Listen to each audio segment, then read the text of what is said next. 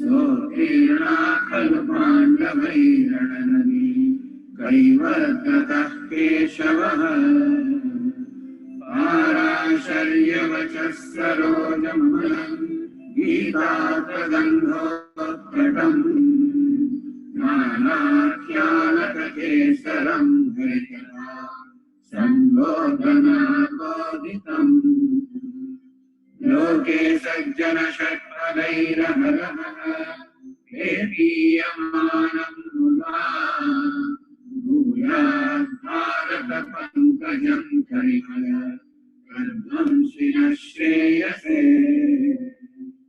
मूकं करोति वाचालम् पङ्गुं लङ्घयते यत्कृपातमहं वन्दे परमानन्दमाधवम् यं ब्रह्मा वरुणेन्द्ररुद्रमरुतः स्तुन्वन्ति दिव्यैः स्तवैः वेदैः साङ्गपदक्रमोपनिषदैः गायन्ति यं सामगाः ज्ञानावस्थिततद्गतेन मनसा पश्यन्ति यं योगिनः यस्यान्तन्न विदुःसुरासुरगणाः देवाय तस्मै नमः।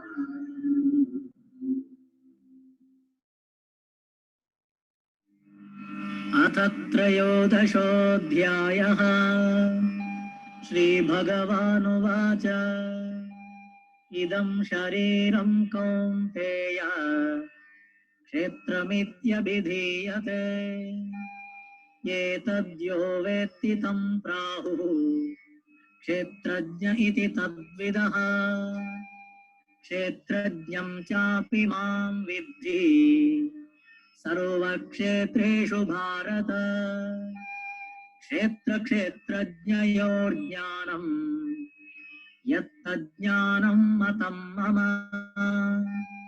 तत्क्षेत्रं यच्च यादृक् यद्विकारि यतश्च यत् स च यो यत्प्रभावश्च तत्समासेन मे शृणु ऋषिभिर्बहुधा गीतम् छन्दोभिर्विविधैः पृथक् ब्रह्मसूत्रपदैश्चैव हेतुमद्भिर्विनिश्चितैः महाभूतान्यहङ्कारः बुद्धिरव्यक्तमेव च इन्द्रियाणि दशैकञ्च पञ्चचेन्द्रियगोचराः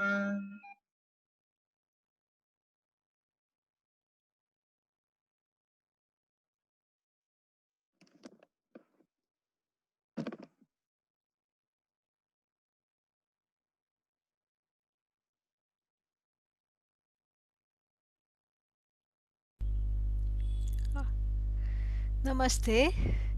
Namaste. Praveen, would you like to say a few words before we begin? Do you wish to say anything? Swamiji. Thank you, Swamiji. Om Om.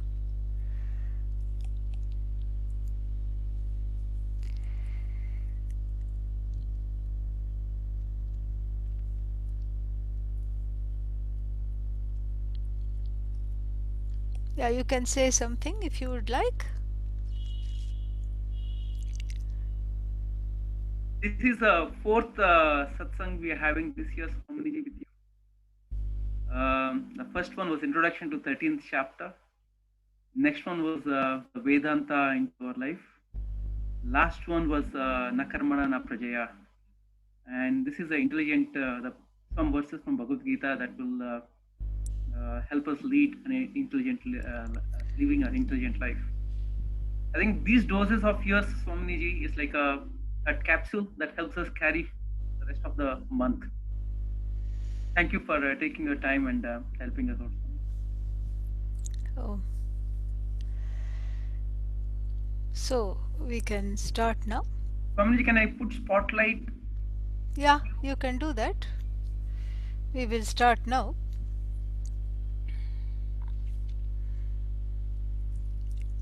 And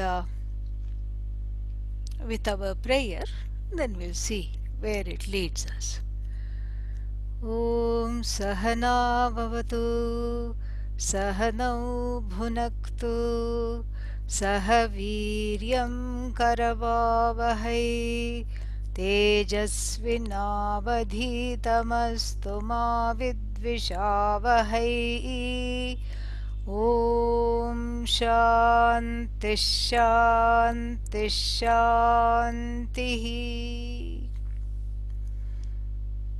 So some verses from the Bhagavad Gita for intelligent living is the topic of this satsang and also the next satsang, because we may not be able to cover everything right here. So 2 satsangs we will have, and then if we find out that we need to become more intelligent, we can continue perhaps for 1 or 2 more, depending on how it is unfolding.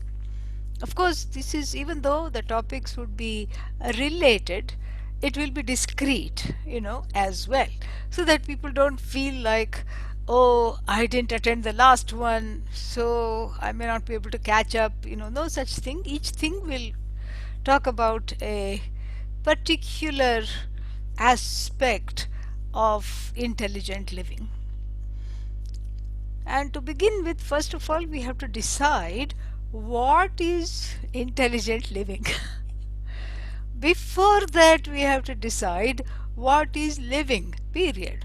What is it? What is it to live? In other words, what is the purpose of life? This is the question that I get asked a lot, and Pujya Swamiji used to get asked a lot. What is the purpose of life? Many people would say, I'll go to him and ask him. And then recently I was interviewed by some Life magazine or something like that, and there also they just had few questions, and one of the questions was what is the purpose, what is living, and this is a question that is very simple and yet very, very profound. What is the purpose of life? If one were to be asked that, the only thing to say is that the purpose of life is to live. Oh, that's the purpose. Thankfully, in our tradition, we don't have this focus on afterlife. In certain cultures and in certain, religions, the afterlife takes precedence over living. So much so that one is always focused on the afterlife. And that, makes such theologies, in my view, make it very, very difficult to be here, to be in the here and in the now. It's not possible because one is always focused on afterlife. In fact, the Veda also has a concept of afterlife. We have Svarga, we have the other, which is called heaven, we have Naraka, the opposite of heaven, which is hell. So, Veda was perhaps the first book to talk about afterlife. The most ancient book anyway to talk about the afterlife. And the Veda talks about afterlife, and the Veda says, this is how it is. The heaven, for example, it paints a wonderful picture of heaven in the afterlife. For instance, there is lots of music concerts. And what else? There are no core issues in heaven. You never need a therapist. There are no core issues at all. You don't have anything to resolve. Isn't that wonderful? Because all the core issues are held in abeyance. Okay? And then what? Then you will not also, you don't have also body issues, because the body that has gone to heaven is not the body that, is not the groaning, moaning, complaining body that you carry around. like some piece of road kill. It's not, this is not the body you're taking. You're taking some other subtle body, which when it enters heaven is free of death. Like Lord Yama cannot enter there when you are there, as long as you are there.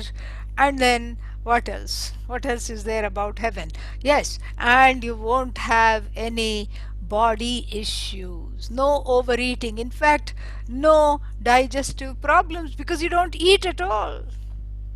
You become like the devas, you become paroksha priyaha, meaning just like you take your laddus to Ganesh ji, Ganapati, and you go like this, pranaya swaha, panaya swaha, vyanaya swaha, and then and Ganesh ji is very happy. You just keep on going like this, and then and all the laddus, and you are also happy. It's a win-win situation, because you really wanted to eat the laddus. Laddus, if you don't know what they are just a ball of calories. Okay, yeah. So that is what is the definition of a laddu. So then the laddu is offered to Ganesha, it remains there for you, and Ganesha is also satisfied, you are also satisfied. So likewise in heaven, you just the cooking, the elaborate cooking is done magically, and you just inhale the food, literally, not figuratively. You inhale the food and you are satisfied. So we have accounts like this about heaven. And then there is music, there is dance, there is all kinds of entertainment. But for us it's not a permanent abode. How can it be permanent? It cannot be permanent if it is outside of you. Simple logic, we have to see this. Simple logic. If anything is outside of you, it cannot be permanent. Because you delimit it, it delimits you, it cannot be limitless, it cannot be permanent. So from heaven you get the boot as soon as the punya is expended, you are back, like what? Like a coin, a counterfeit coin in circulation, the jiva is back. and so what? So therefore we don't focus on the afterlife, because that's not where the permanence lies. The afterlife is also an extension of the impermanence that you find in the entire Jagat. So this is something to think about, and this is something to understand, this is something to, what is the word for it, assimilate. More about that later.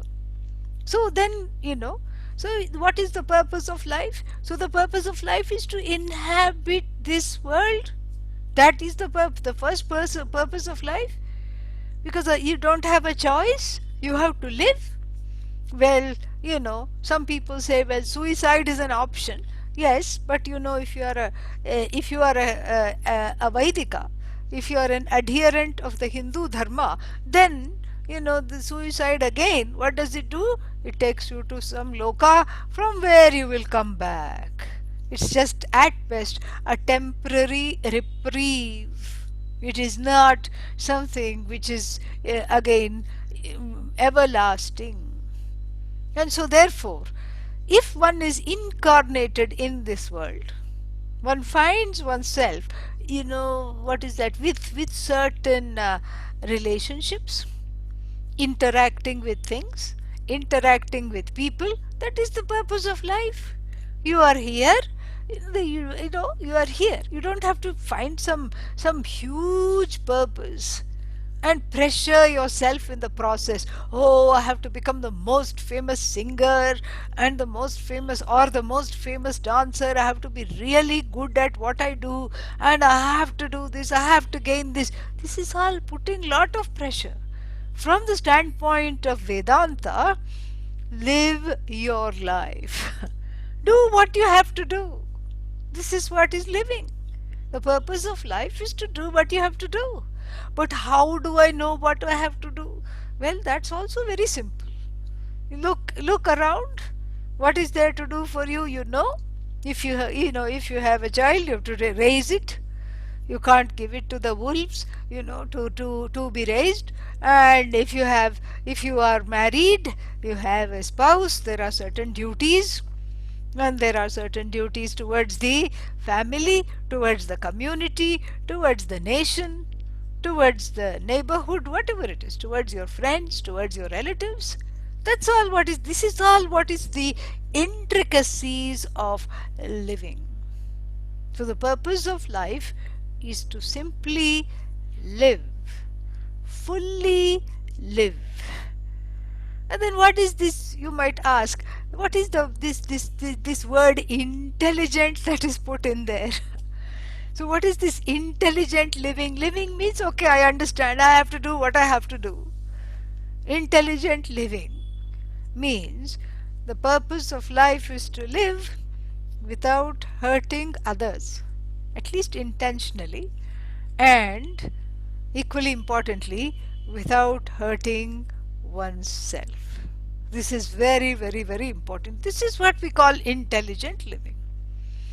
If one is able to do this, then one has it made. One has it made. Nothing more is needed, because that is where the satisfaction is. That is where the feeling of self, accomplishment is. That I'm living a life without hurting myself and without rubbing others in the process. I don't rub others and I don't get rubbed. This is what is intelligent living. And this is at least one definition of intelligent living. But then when we look at life, and when we look at this definition of the purpose of life, it is not something that is very easy to accomplish. And the question is, why? We don't have to go much further beyond, what's his name, our protagonist of the Bhagavad Gita, Arjuna. Arjuna was a very intelligent person and he was the commander-in-chief of this huge army. He had everything going for him. He was ambidextrous, could shoot off arrows with the left hand and right hand and everything.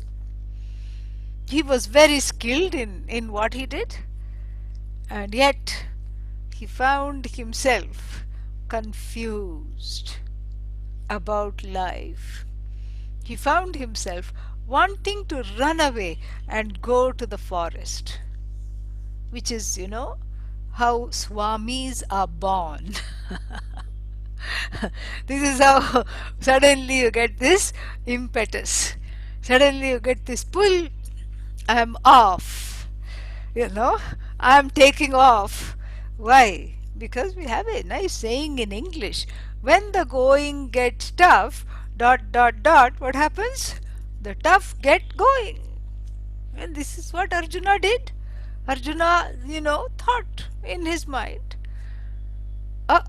here is Drona, another confused entity, but we are not doing archetypes of the Mahabharata this time, so that can be for some other satsang topic. And here is Drona, supposed to be a teacher, but he is teaching all wrong things. He's on the wrong side of dharma. And then there is what's his name, Duryodhana, sociopath, psychopath, Dushasana, Duryodhana. No emotions, no abilities to just be able to live harmoniously. That harmonious living is not there. In fact, their purpose is to create disharmony. And then like this, Shakuni means good luck, but actually he was bad luck, bad news. He should have been named Apa Shakuni, bad news, bad luck. Good luck for whom, I don't know, perhaps for himself, but he was actually bad luck. And so here were all these people.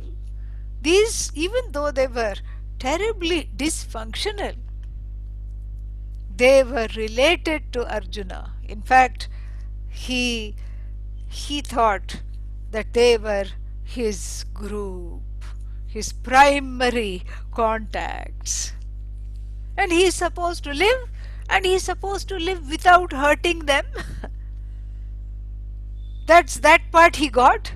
But then he could not hurt them, because here they were face to face in a war. A war that could not be warded off. Even though Bhagavan Krishna himself went. Bhagavan Krishna went as the mediator for this war and came back empty handed. Totally came back empty handed, because he was not able to, he was not able to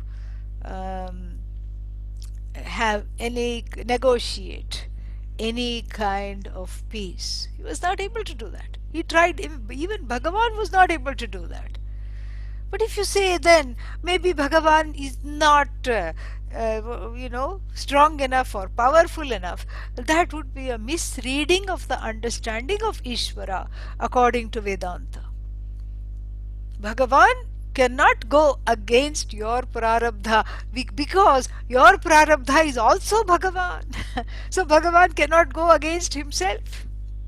This is a very, very important thing to assimilate. Bhagavan cannot go against your prarabdha.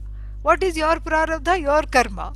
And prabala prarabdha, strong karma, unrelenting and strong karma, Bhagavan cannot go against. And you know why? Because that karma, that law of karma which is unfolding in your life, is not a mandate of Bhagavan but a manifestation of Bhagavan. So Bhagavan cannot go against himself, basically. This is something very, very important to understand. And so that's why Bhagavan came back without having been able to negotiate peace, because war was the only way they could come out of this situation. And if intelligent living means living in harmony with oneself and others, here Arjuna is not fulfilling either of those definitions of intelligent living. He is not. And so therefore what?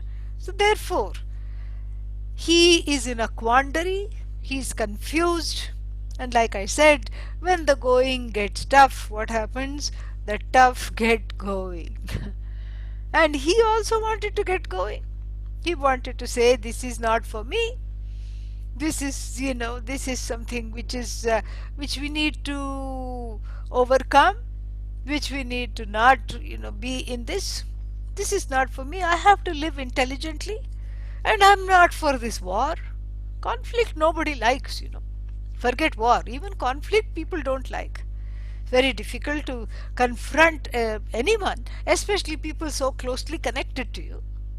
So he only understood one part, and he wanted to go to the forest and become a sannyasi. And there he had some little bit of a wisdom, because he saw around that there was no other way out for him. Being the commander-in-chief, he would have been charged with dereliction of duty had he just dropped the war, because you cannot sign up for the war and then say, I'm out of here. That is called dereliction of duty. It's an offense. Even now in the military, or if Air Force, etc., if you just leave like that, this is what it is. You're charged with that. Then what? So he could not leave. But in the Hindu Dharma, there is one way, there is an out that is given. A Houdini clause. You can get out of the bounds of these roles, of of negotiating these ways of harmonious living in impossible situation. So what is the Houdini clause? The Houdini clause is that any time Yad aharam vrajet, tad aharam eva pravrajet. To put it in Adi Shankara's words, the day you feel like dropping everything and going, that you don't wait for the next day. That is the day you can drop everything and go. And Arjuna thought, aha, very nice out here, very nice option. And I will grow a lamba dadi, long beard. And then I'll go to walk to Rishikesh, because I can go to Rishikesh. It's, from Kurukshetra, one day's, what is that, Pada Yatra, I can go. I can go sit under a tree. I can meditate. I can beg for my alms. And this kind of a life is better than this conflict that I am about to enter, that I know not how to negotiate, that I know not how to reconcile my love and my respect towards the elders, towards my cousin brothers, towards the uncles, and all the people who are elder to me, who I play, in whose laps I have played, and all these younger fellows, nephews, etc., who are younger to me, who have played in my lap. There is no other way of, of not hurting them, of not dealing with them, except to take on orange vastras and then go and sit under a tree in Haridwar, whatever it is. And Lord Krishna had other plans for him. Lord Krishna just showed him a little scenario of what it was going to look like with him sitting under a tree in Haridwar or Rishikesh. Him meaning Arjuna. And Lord Krishna said, two things are going to happen. First is, you will not be able to live with yourself, because this unfought war and this unfinished business nobody likes. And you are such a warrior, you're such a brave warrior, and you will not like this at all. And you will be the first one to have a lot of regret. You will be able to run away from the battlefield, no doubt. That is easily accomplished. But Arjuna, will you be able to live with yourself? Because you cannot run away from yourself. You cannot run away from this mad mind that's not going to let you sit in peace. You cannot run away from your thoughts. You cannot run away from your regrets. You cannot run away from your hurt, your guilt. What are you going to do? No, wherever you go, there you are. That's the first thing that's going to happen. And second thing is, you cannot avoid people who come to Haridwar. You may be sitting under a tree with your, what is that, Bhiksha Patram, your vessel, begging vessel outstretched. Okay, they'll put some rice in it, they'll put some money in it, whatever it is. And then they will look closely in your eye and then say, are you that Arjuna who left the battlefield? And you will have no other option but to nod your head, hang your head in shame. Avachya vadamscha bahun pravadanti tava ahitaha nindantastava samarthyam tato dukkha tarannukim. And he says, Lord Krishna puts it very beautifully. They will curse you with 4-letter words that I, as Bhagavan, am too polite to say. This is what is called avachya, things which I cannot even repeat. I have to censor myself, but they are not going to censor themselves. They are going to repeat all kinds of 4-letter choice Sanskrit 4-letter words that they will repeat. Who? Ahitaha, people who hate your guts, people who have disapproved of your actions, people who know that you've not done the right thing. And then what will they do? Nindantaha. They nindanta. Nindanti means they will denigrate you. They will censure you. They will critique you. Tava samarthyam, they will critique your ability or lack thereof. They will say, you have the God-given gift of warfare, you were made the commander-in-chief. What did you do? You went and, did some bhajans under a tree. Shame on you. What's wrong with you? Not that it's wrong to sit under a tree and do bhajans. That's not the point. The point is you you you took refuge in this lifestyle, not out of a growing sense of the desire for knowledge, or the desire to know Bhagavan, or the desire to look for Bhagavan within yourself, but you took to this life as a convenient way, Houdini, of escaping the situation. You took an easy out, Arjuna, and this you're not going to be forgiven. Not by this generation of your contemporaries, and you will be a historical figure, a negative archetype like Kaikeyi. Kaikeyi means what?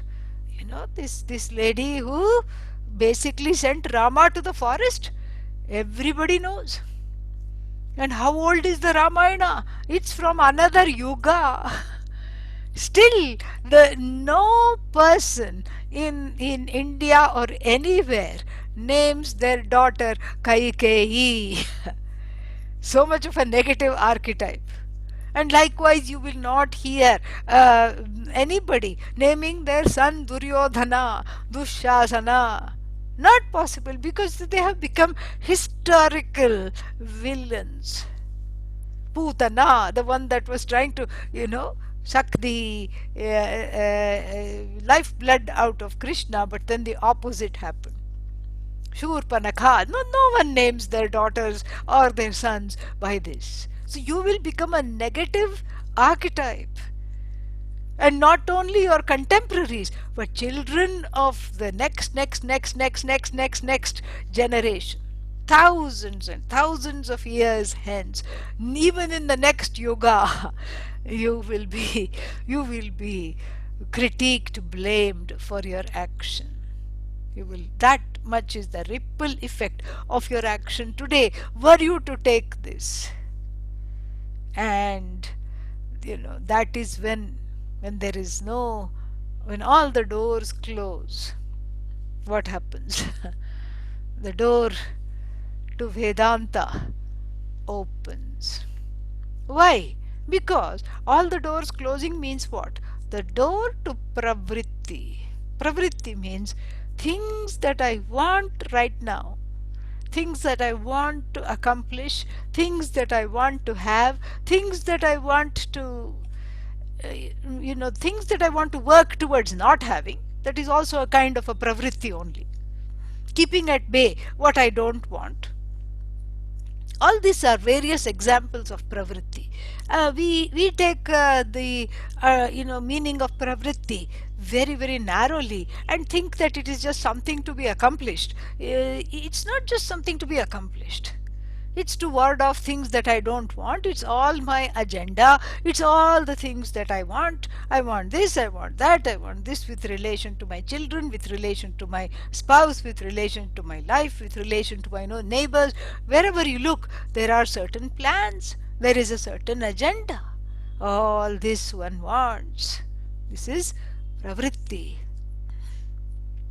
And this is what? Pravritti is what interferes in life, in living intelligently.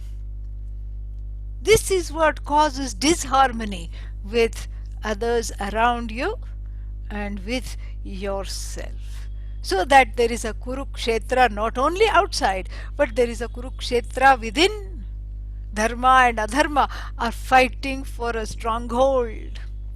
The Dushasanas are within, the Duryodhanas are within, Shakuni is within, Drona, the confused fellow, who had a hubris, some kind of a narcissistic fellow. Drona was sadistic also. Look at what he did to Ekalavya. Some kind of a, confused sadistic fellow, egoistic. And that is also within. And so the battleground is not just Kurukshetra, it is a Dharma Kshetra, because what is being the stakes here that are being fought is none other than Dharma and Adharma. That is what this, when you bring in pravritti, or you don't bring it in, you notice it is there. So when pravritti is brought into the picture, that is when it creates a rub to an otherwise very simple statement. Pujya Swamiji's definition of intelligent living, or just living per se, is what? Living harmoniously with everything that is there without getting into a rub with them, without harming them, or without harming yourself in the process. So the curved ball, the monkey wrench, is because of pravritti. Pravritti means one's own agenda where raga dveshas are included. I have free will, I can achieve things, and unfortunately when in the process of achieving things, what happens? Other people also want to achieve the same things. Point number one. Or point number two, I want to achieve a few things, but my karma is standing in the way. I don't get the results of my action. The neighbor seems to be getting the results of my action. This is another problem. And so like this, pravritti comes in the way. And so all the doors start to close, like for Arjuna. He really did not have an option, or so he thought. There is no other option. I have to, Guru Nahatva hi Mahanubhavan. And he says, without killing gurus and other elders. Bhaiksham, ihaloke, to live a life of alms is better, he says. And he says, I'm confused. And he says, I'm sad.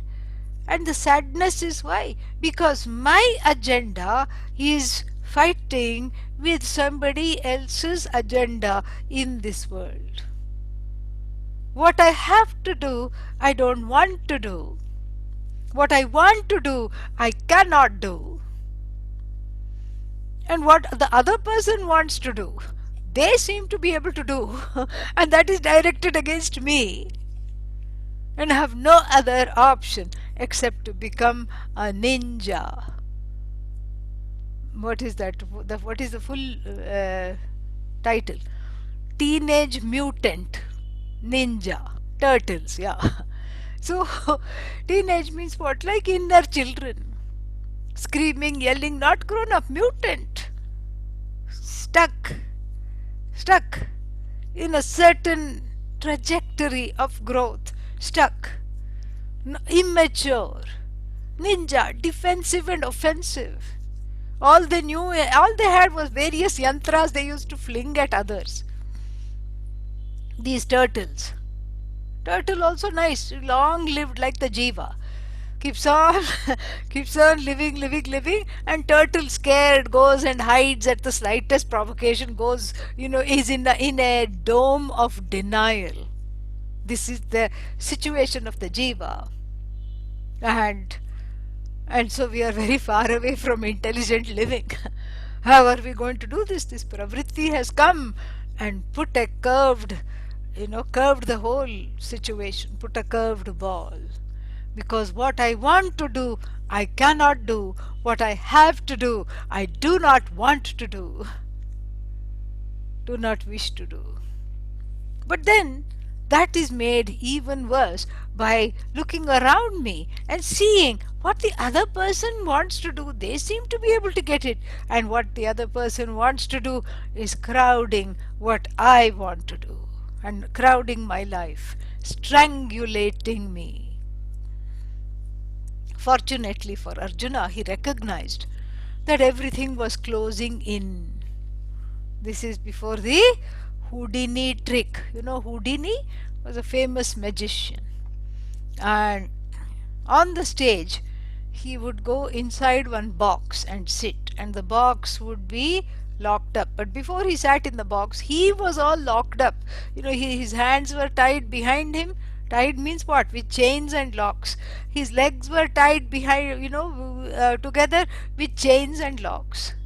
And sometimes the hands and the legs were tied. He was in a little kind of a fetal position. And then they would throw him in a box. And that was locked up and tied with chains. And that box was put in another box, like these 3-4 boxes. And then the final box was put in water. And all the audience is watching this. and no oxygen, nothing he has taken. Is Houdini. And then what? And then the big water thing is there, tank, and this box is let into the water, suspended completely, drowned in the water, and then the curtain is put, and then some music is played so that the audience can be distracted, and after a while they see somebody running through the audience, the aisles of the people sitting there. It is none other than Houdini. He runs, he climbs, comes on the stage. Everybody goes crazy. They clap. How did you escape?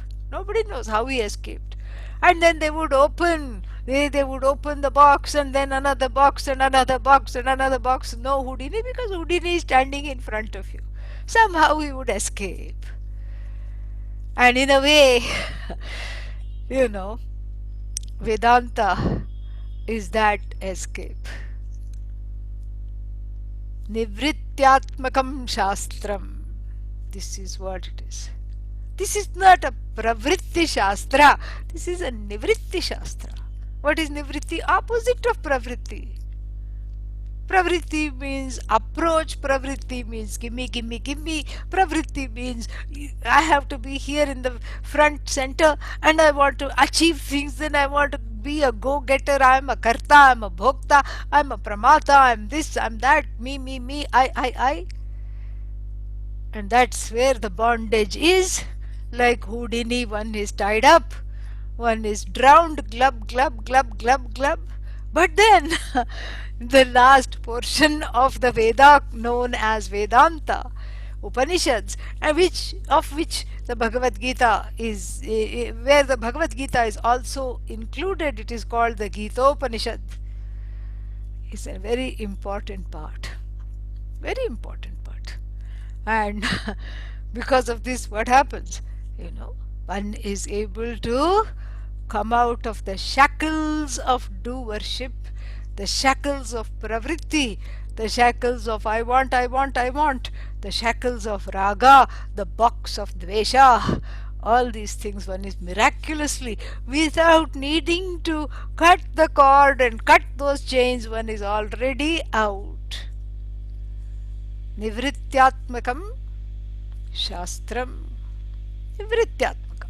Nivritti means that which releases, that which takes you out. Of what?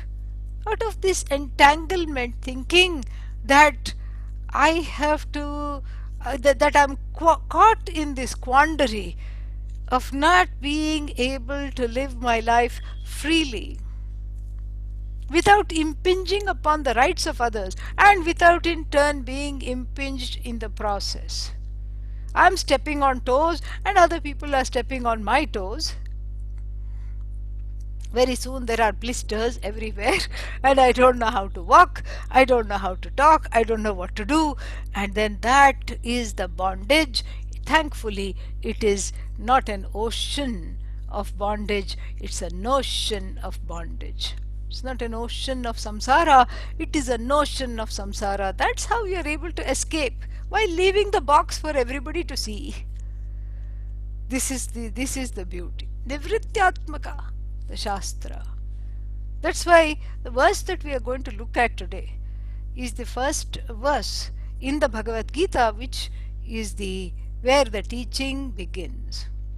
Ashocyananvashocastvam prajñāvādāṃsca bhāshase gatasu nagatasumsca nānya gatasu nagatasumsca nānushochanti panditaha na anushocanti panditaha. Very beautiful verse. And it's the first verse where the teaching begins. And very interestingly, with the negative particle. We don't begin anything with a negative particle, which is a. And Adi Shankara gives a whole page of commentary for this one, not even word, a negative, nanj pratyaya, a negative prefix a. Shoka, sorrow. Shochyah means that which is worth grieving over. Ashochyah, that which is not worth grieving over. Ashochyah na shokayogyah ashochyah. So what is this here? It begins, the teaching begins with the negative particle a, which generally is Ashubha. Ashubha means not very auspicious to begin with something negative, because Vedanta Shastra has to be positive.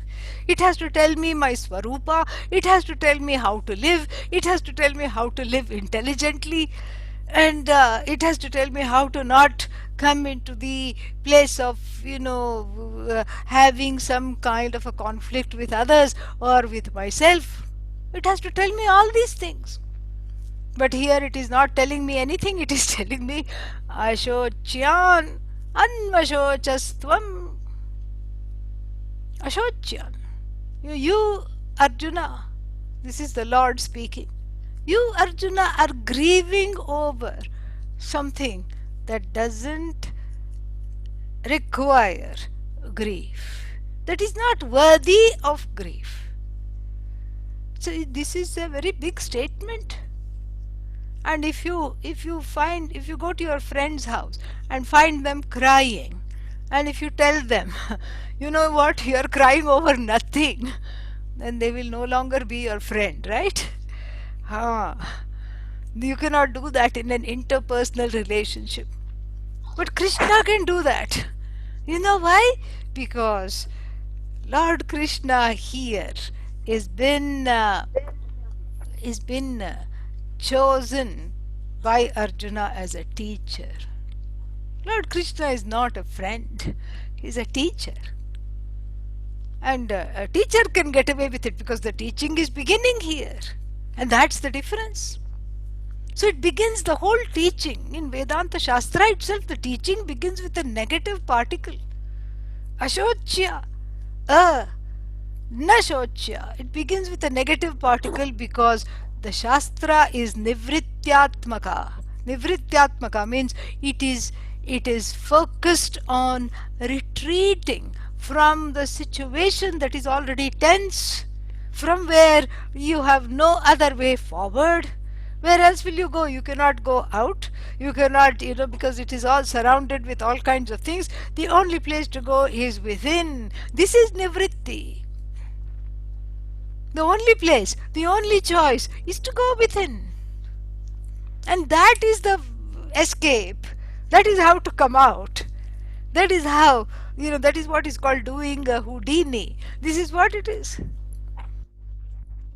And so it appropriately begins with the negative particle, because it shows that the Bhagavad Gita is not a karma shastra, it's not a pravrityatmakam shastram. Meaning it is not asking you to do karma. This is actually a very big misunderstanding about the Bhagavad Gita. It's not asking you to do karma at all. It is not telling you anything to, it's not saying do this, do that. No, it is saying, because in the second chapter, Tasmad Yuddhaya Yujyasva. Therefore, O Arjuna, get up and fight, get up and fight, get up and fight. Come on, get up, get up, get up. Who is telling that? Well, Lord Krishna is telling that. Then how do you say that it is not something that is prayukta? It is not something that is impelling one towards action. It is not impelling. Arjuna is not being impelled to act. Arjuna is being told that this is not the time to retreat, because what you want to do, you cannot do. That is the teaching here. The teaching is not having, the Bhagavad Gita has no truck to make one into an actor. The purport of the Bhagavad Gita is to refine and define the nature of action as a prelude or a precursor to self-knowledge, as a prelude to self-knowledge, as a preparation for self-knowledge. The Bhagavad Gita has no truck, has no agenda to make you into an actor. The Bhagavad Gita is refining your actions so that it is freed of the shackles of pravritti. That is why it is appropriate for us also to start this series of on intelligent living, verses from the Bhagavad Gita for intelligent living, with a negative particle ashochya. The other reason why the negative particle is used is to show that 9/10 of the operation of Vedanta Shastra as a pramana is to remove misunderstandings centered on the I. It's to remove the misunderstanding. And this removal is ajnana nivritti. Ajnana nivritti, samsara nivritti. Ajnana nivritti is samsara nivritti. There's no other, no other escape, no other freedom. Nivritti means freedom. So what is the freedom here? Ajnana nivritti. It's removing the ignorance centered on the self. And did Arjuna have self-ignorance? Oh boy, definitely. Definitely he had self-ignorance. Because you can see how he talked. He talked a lot in the first chapter. He talked about the dismantling of he talked about the effects of war. He talked about the dismantling of the social, setup. He talked about the widowing of all women. He talked about the imbalance of the gender ratio. And he talked about how if women are left alone without protection, then foreign forces will come and we will lose our sovereignty. There will be attacks, there will be all these things he talked about. Prajna vadamscha bhashase. Even though Lord Krishna did not say a word in the first chapter, he did not interrupt him even once. He remembered everything that was said. And he said, you talk like a Pandit, you talk prajna vadamscha bhashase, you seem to talk a lot of sense. Looks like you've read a lot of Dharma Shastra, but then you are in the midst of a big Dharma Sankata. Sankata means what? A lot of conflict. You're in the midst of a conflict, Dharma conflict, and then yet you're talking like a Pandit, you're talking like a big fellow who knows a lot, and then you continue to grieve over that which does not deserve grief. There is a contradiction. In other words, you know the talk, but you're not walking the talk, Arjuna. There is a gap. And that gap is what I am pointing out. And that gap shows that you need to do Shravanam. And therefore, sit and listen here. Listen to what I'm saying. Ashocyan anvashochastvam. And the crux, he doesn't, beat around the bush. He comes straight to the point, which is the beauty of Vedanta Shastra. If you read the Upanishads also, it is the same. It doesn't say, perhaps, you might be sad because you might be just grieving over something, and what do you think? What do you think is making you sad? Oh yeah, no such thing. Upanishad is a lady of few words. And the Bhagavad Gita also begins with a big bang of self-knowledge. The teaching of self-knowledge is not, it doesn't have frills attached. There can be akhyayika stories, there can be certain kinds of things that one can engage in, some anecdotes, some stories, some prelude. That's just so that, shrotra buddhi prarochanartham, so that, the people are engaged. But the teaching goes straight to the point, straight to the heart. It pierces the heart. Apramattena, without making a mistake, it pierces the heart. And, infallibly the teaching touches the heart. And here, this is a teaching that is coming right in the beginning. It's not sugar coated, and therefore it is a little hard to swallow to be told that, because it is tvam, not just Arjuna. Ashocyan anvashochas tvam. So anybody who's reading the Gita here is tvam, you. Just like tattvam asi, that you are that which is one with the cause of the universe. And here, you, anyone, you who, anyone, whoever you are, you are grieving. This is why you cannot live in harmony with yourself and with the whole set as it is, because you grieve over something. You're aggrieved over that which does not deserve grief. And then he says, you pragyavadamscha bhashase. You are talking like a pandit, but you are not really a pandit, Arjuna. Pandita means what? Pandaha asya asti iti panditaha. Panda means self-knowledge. The one who has self-knowledge is called pandita. And you are not a pandita by any stretch of the imagination. You are in the thicket of self-ignorance. You are lost in the forest of self-ignorance. You are wandering in the forest of self-ignorance. You are lost. You don't even know your way out. And yet you talk like a pandit. There is a big gap between your presentation of self and what you really are, and what you know. You act as though you know, but you don't really know the basic stuff. And what is the basic stuff? Na anushochanti panditaha. The basic stuff is that the person of self-knowledge is free of sorrow. Is free of sorrow. That is the basic stuff. And here you are crying in the chariot. In fact, there is a little flood where you are sitting. All your tears. And your whole armor is rusty because you have cried so much. All the iron, now I'll have to sit and oil before I send you to fight. Your armor is rusty. You are full of grief. And what is the grief over?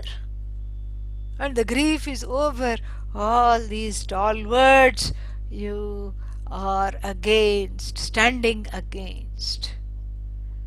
And he has a certain logic there, Arjuna. And he says, Nakangshe Vijayam Krishna, I don't want victory. Boo-hoo. He's crying. Nakangshe Vijayam Krishna. And then why do I want Vijayam? In order to be able to get the Rajya kingdom. Na Rajyam. I don't want Rajya. And why do I want Rajyam? In order to be happy. Na Sukhanicha. I don't want happiness. Why? Kinno Rajyena Govinda. What to do with the happiness? What to do with the what to do with the kingdom? Yesham arthe, for whose sake we were going to enjoy the kingdom, with whom? If they are all killed, what will I do with this kingdom? It's like building a dream house. This used to be the big thing in America. Everybody building a very big dream house in the hope that the grandchildren will come. And then the grandchildren never came because they were never born, okay? And the grandchildren were not born because the children never got married. They're all modern. And so this is the whole kind of a situation. And this is what is the, Arjuna is caught in this kind of a trap. And so he is being told here, you're talking like a pandit. But the pandits, simply speaking, they don't grieve. They don't have grief, and they don't have this convoluted logic. Your logic is so convoluted, Arjuna. You say, I don't want victory. Oh, so you want defeat? No, that's not the point. I don't want victory because I don't want the kingdom. I don't want kingdom because I cannot be happy. And why can't you be happy? Because the kingdom which I am going to enjoy after all these people are killed, I wanted to enjoy with them. This is a dysfunctional relationship. Arjuna, in fact, has some mild version of what is called Stockholm syndrome. Really, Stockholm syndrome, means there's it is an expression taken from the 60s or 70s, one bank robbery in Sweden, and then there the robber took some people hostage at gunpoint. And then finally the hostage situation was diffused, and these 5 6 people were 7 people, I think, they were rescued. And the funny thing was, they didn't want to be rescued. They wanted to be with him, and they were pleading on behalf of his life, don't kill him, he's not a bad man. So some psychological process because of the trauma of being trapped with the abuser. This is what Arjuna is displaying. The trauma of being trapped with the abuser is giving him some kind of it is another word for Stockholm syndrome is trauma bonding. Because look at his logic. Yesham arthe kankshitam nah rajyam bhoga sukhani cha tairimeva sthita yuddhe pranam tyaktva dhanani cha. For whose sake we wanted this kingdom, for whose sake we wanted this victory, for whose sake we wanted this happiness. They are all standing there as good as dead, because once I'm done with this war, they will be dead. He knows that. And so this is an opening for Lord Krishna to say, this is not how Pandits talk. You seem to be philosophizing, but your philosophy is not really philosophy. It is all fluffy philosophy. It is just a lip service to philosophy. It is not really Vedanta. What is really a Pandita Lakshana? What is really the Lakshana of the first and foremost Lakshana of a person who has gained the knowledge that the Bhagavad Gita teaches is that they are free of sorrow, within and without. They don't have any problem with how the world is. And yes, there may be some injustice, yes, there may be some difficulties, and they'll do whatever they can to help it out. But they do it from a place of objectivity, not a subjective pravritti agenda. This is what has to be understood. They don't have a truck with the world, they don't have a truck with the people in the world, and they have no grief whatsoever. Grief with regard to what? And again here, the master stroke of Lord Krishna we can see. Gatasu and Agatasu. Asu means breath. Gatasu means from whom the breath has departed. Who are those people from whom the breath has departed? Who are such people? People who are not breathing. Who are people who are not breathing? Yeah. Don't say they are yogis, okay? Yeah, we are not talking of that. Yogis also come out and breathe once a day or whatever it is. So here we are talking of people who have stopped breathing. And then agatasu means those from whom the breath has not yet departed. This is Bhagavan Krishna's definition of people who are alive, meaning yet one day the breath will stop coming. Because how do you know when is the last breath? The only way you know is, you don't, the surroundings don't seem familiar to you, you are in a different place. But then when you breathe, you know that the previous breath was not the last breath. That's how you know. But here it is, the whole world of people has been divided into two by Arjuna. First are dead people, and second are people who are yet to die. And he takes this extreme example because of the prakritam situation, the contextual situation of this traumatic war, which is of course going to lead to death. And death is the reason why the example of death is taken is because Death is got a finality from which there is no coming back.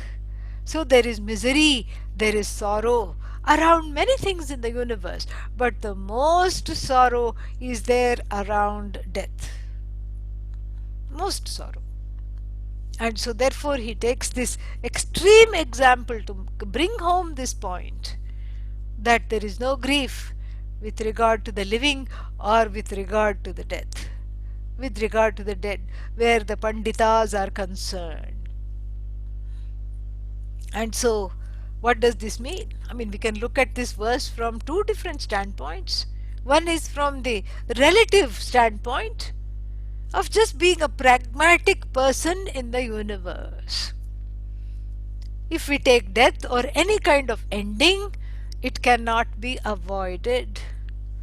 Sureshwaracharya, the student of Adi Shankara, said, Sanyogantaha, Vyogantaha, Sanyogaha.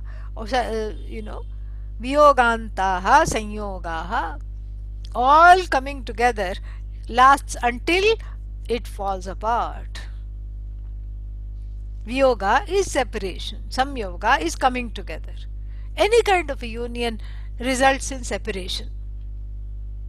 Any kind of life results in death. These are finalities. So from the standpoint of a pragmatic person, forget dharma, forget shastra, forget any other kind of Vedanta, Bhagavad Gita, etc. Forget all that. From the standpoint of a mere practical person, there are certain things which are unchangeable. And the one thing that is unchangeable is change itself. Change is there, and change is an unchangeable fact of life. Things are always changing, things are always morphing, that is unchangeable. And then what? Death is unchangeable. Jatasya hi dhruvo mrityuhu dhruvam janma mritasya cha. So this is apariharya. This cannot be changed. Apariharya means there is no remedy for this. Things which are born have to die. Things which are dead will result in rebirth. Such is the chakra, the wheel of life goes round and round. Death, birth, death, birth, birth, death, birth, death. However you put it, it is a circle. It's a circle of life. And then if we take, this is called Prathama Malla Nyaya. This is if you knock off if you want to be the champion, the village Pehelwan champion, of the village boxing champion, wrestling champion, you don't have to go beat up every street urchin. You just have to find out who is the reigning champion. And in this case, his name was Malla. And this Prathama Malla Nyaya means this Malla has to be knocked off. So the reigning champion, if you knock off, then you are the champion. And here the death is in the form of the reigning champion, and that is why it is brought in, because if one is able to reconcile these teachings with regard to the most painful and the most difficult thing in life, which is death, because it has that finality and it is associated with missing the person and and misery, etc., then one has made it. Then all other difficulties are included in that. And so, Gatasun, Agatasunscha na anushocanti panditaha. So the first level is just from a standpoint of a viveki, the one who is an intelligent person. The intelligent person cognitively recognizes that nothing can be done. Death is final, and it is a situation in life that has to be confronted. Nothing at all can be done. This is how it is. This is how it is. And then what? Then what to do? Well, if this is how it is, then one has to come to terms with it. And Pujya Swamiji used to tell this very nice story of the grandma who lost the grandpa. Grandpa died, grandma was inconsolable, and then what? Crying, she got out of bed, Crying, crying, she put on the water. Crying, crying, she put the, she made fresh coffee. She put the milk, she put the sugar. Crying, crying, she drank it. Crying, crying, she then decided what to make for lunch. In other words, life goes on. Whether she's crying or not, the life is going on. So pragmatically speaking, this is this is a fact of life. And the sooner that one is able to have viveka, viveka is intelligent living, this discrimination, the easier it is to get to the place of understanding this verse from a slightly what is that, from a slightly spiritual standpoint, not just a pragmatic standpoint. From the spiritual standpoint, what do we see? Dvau hi padartha. In the world there are only two things. What are the two things? Everybody knows this. Atma, I, and then everything else which is called anatma, not I. So then we ask a question from the standpoint of Vedanta Shastra, where is the sorrow centered? Is the sorrow centered on I? Is the sorrow centered on Atma? Say no, so we can move on. Of course it is not centered on Atma. Why? Because the Atma naturally is free of sorrow. It doesn't have to become free of sorrow. It is naturally free of strife, of fear. We know this, it is Satchidanandam Brahma. It is Ananda. If it is Ananda, it cannot also have little bit of sorrow, and little bit of Ananda it cannot have. It is all Ananda, so there is no place, no room for sorrow. So the sorrow is not centered on Atma. So that is, if this much is understood, then we can tackle this interesting paksha, the interesting possibility that perhaps it is centered on Anatma. And not at the first look, yes, it is centered on the world, that's why the world makes me sad. Not so fast, not so quick. Look deeply and look inside this statement, the world makes me sad, people in the world make me sad. Not true. One day you're in a good mood, for no reason perhaps. Maybe even a desire is not fulfilled, but you're in a good mood. And then you wake up feeling very benevolent towards the world. And then what happens? You are able to say, somebody cuts you off when you are speaking. You are able to say, no, please go ahead. You talk. If it had been any other day, you would have bitten their head off. But today, you especially if it's the significant other. But today you let them talk. Today you let them, give them the benefit of doubt. Today suddenly you are more trusting. Suddenly you are more loving. Suddenly you are more compassionate, all of a sudden. And then what happens in sleep? In sleep is the same world that you were blaming all day long as being the cause of your sorrow. In sleep, does it give you sorrow? You have to say no, because in sleep you are not sad. The world hasn't changed, everything is the same. In sleep you are not sad, so therefore it cannot give you sorrow. And therefore what? So therefore there is a vyabhichara here, there is a contradiction here. That this sorrow is not centered on Atma, but it is also not centered on Anatma. Anatma is not making me sad. Atma is not making me sad. Where is this sorrow? It doesn't have a leg to stand on. It's like the cockroaches hiding somewhere in the house. And you've gone for one day, and then you come back, and then you let yourself in and switch the light, and they just go scattering in various directions under the furniture. It is like that, never to be seen again. Unlike the cockroaches, never to be seen again. This sorrow, the concept of sorrow dissipates, because it doesn't have a leg to stand on, and the word for things in Vedanta Shastra which do not have a leg to stand on is mithya. Mithya is gimpy, it doesn't have a leg to stand on. This is what it is. Mithya means It is a reality. It's an order of reality that is experienced, no doubt. It's an experiential transactional reality, but it can be neither denied nor affirmed. It is in between that which is absolute. The view of the Pandit, there is nothing to grieve, period, get over it.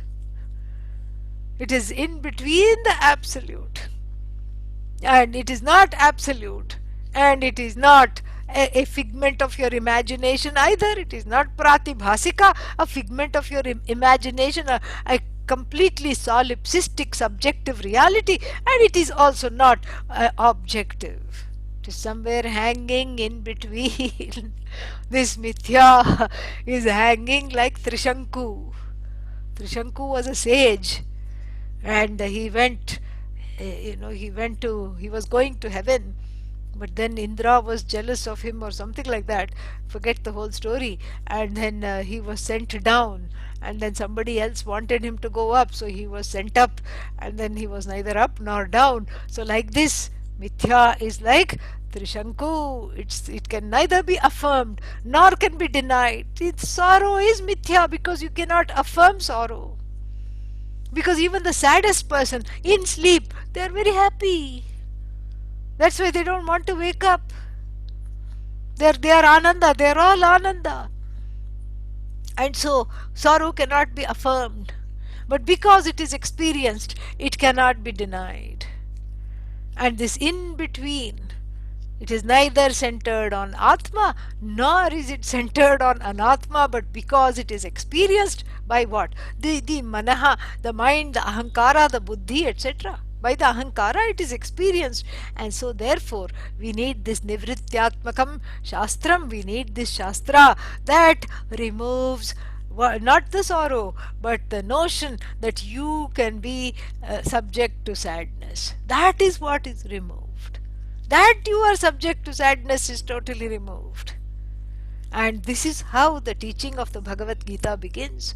And if this one verse is assimilated, we go a long way to have intelligent living, both in the relative sense and also in the spiritual Vedantic sense.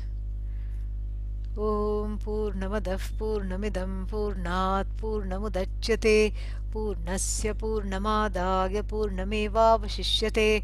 Om Shanti Shanti Shanti. Harihi Om Shri Gurubhyo Namaha. Harihi Om. I have left some time for questions if you have any. You can ask in the chat pod, or you can unmute yourself and ask, there also. You can ask so that it saves time. You don't have to type it. You can just ask.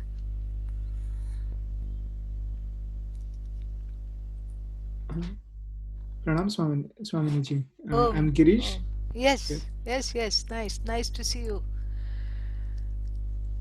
Thank you.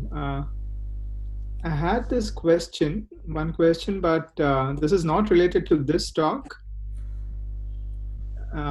It was I was hearing one of your other lectures on Dakshinamurti. And over there you say Dakshinamurti has 8 aspects. So the last aspect is ourself, the awareness.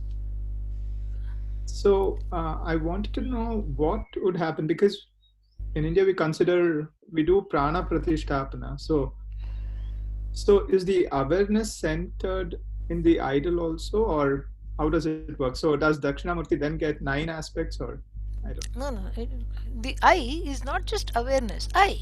The one who is watching Bhagavan is Bhagavan. That ahankara, which is talking and walking and seeing Bhagavan, that is the 8th aspect here. It's called Ashtamurti. So it is nothing to do with prana pratishtha. Prana pratishtha means the deity through some agama shastra. Agama is the science of the shastra that is governs temple rituals, etc. So with agama shastra, that deity is brought alive, is made alive to be able to relate to it. So the one who is relating is what makes the deity a deity, is what makes the stone into Bhagavan, the one who is relating. Because without you there, Bhagavan is not Bhagavan. Because who is saying, hey Bhagavan, namaste astu Bhagavan Vishveshwaraya Mahadevaya? Who is saying? You are saying. That is what it is. Very deep. So it doesn't have to do necessarily with the rituals, but the rituals also is that bring out that are designed for that ananya bhakti, to bring out that non-separation, etc. But here, this is unique to Dakshinamurti because it is teaching this very thing. But there is no Ishvaro Gururatmeti Murti Bheda Vibhagine Vyomavad Vyapta Dehaya Dakshina Murtage Namaha. So the one who swallows up the distinction between Ishvara, Guru and oneself, that is Lord Dakshinamurti. And there is a saying in Zen Buddhism or some place, I don't know. When you are, a very common saying, you've heard it all, I'm sure. When you are ready, the teacher appears. Have you heard that saying? Yeah. So I always say, in Vedanta, when you are ready, the teacher disappears. In you, as you. That is what is so wonderful. This is the magic of Vedanta. When you are ready, the teacher disappears. In you, as you. Other questions?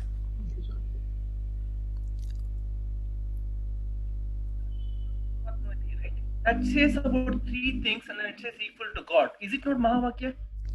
Sorry? Ishvara Gururatmeti Murti Bheda Yeah, it is Mahavakya. Saying everything into one. Mahavakya only, right? Yeah, it is Mahavakya. Definitely it's Mahavakya. When we started the lecture, you said intelligent living is to not hurt yourself, not to hurt others. Where does prajna, meda, and other things come into play then? Yeah, that's all intelligence.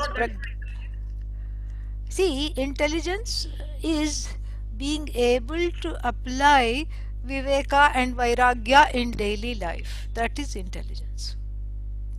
And that addresses Jyoti's question also. How does it appear to others when you are living intelligently? This is how it appears to others. Where you are able to, you in a way, you are like a sadhu, even though you are leading a grihastha life. The heart is wearing orange. You may not be wearing orange, but you grow to become a person that doesn't go against dharma. You grow to become a person that is incapable of fighting all the time, that has not given up fighting. It's not the person has given up and become apathetic, but the person, through wisdom, through intelligent and compassionate living, has become incapable of having this go-getter pravritti mentality. The person is at peace with themselves and they exude a way of just being with themselves which is very attractive. Such a person everybody loves to have around. They have a certain power. It's not the power. It's not the power of performing miracles. It's not that they perform miracles. They are the miracle. They are the miracle you want to be. Just like when Houdini appears on the stage and that trunk is still suspended in the water with all the chains, you clap, everybody wants to touch his hand and everybody is ecstatic. So similarly, you see one liberated person and everybody goes gaga, everybody is happy. That is how it is. Yeah. Any other question?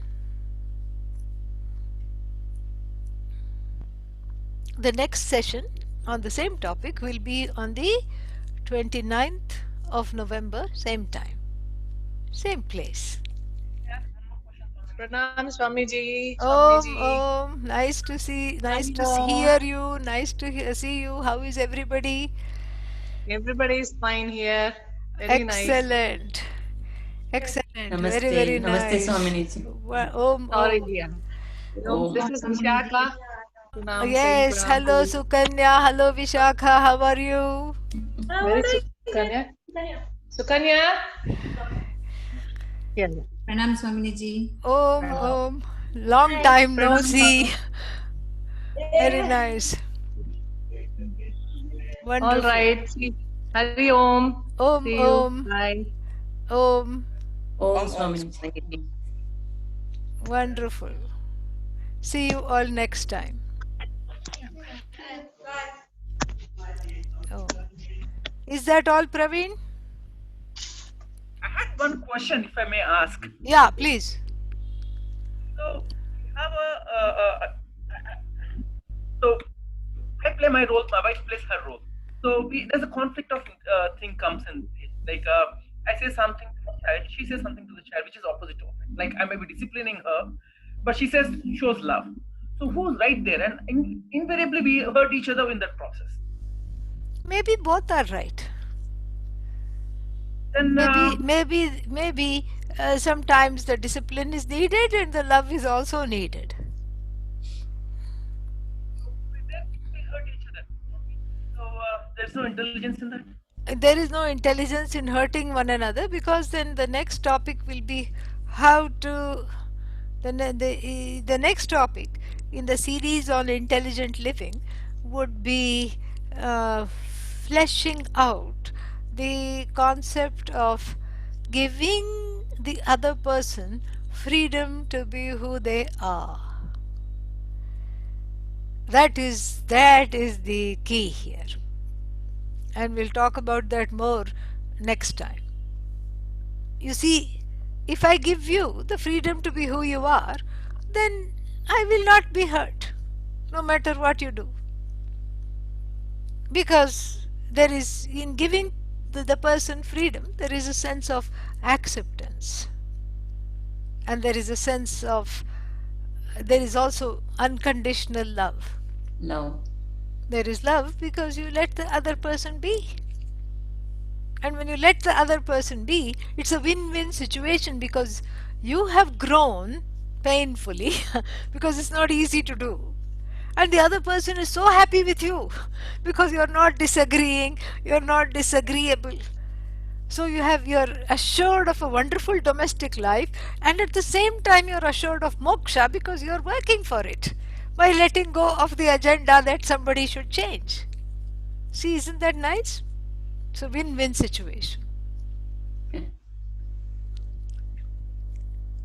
It's a no-brainer in a way.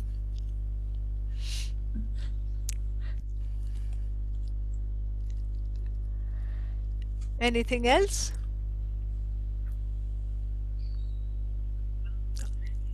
All right. We will meet again when? On the 29th of November. Om Shanti Shanti Shanti. Om.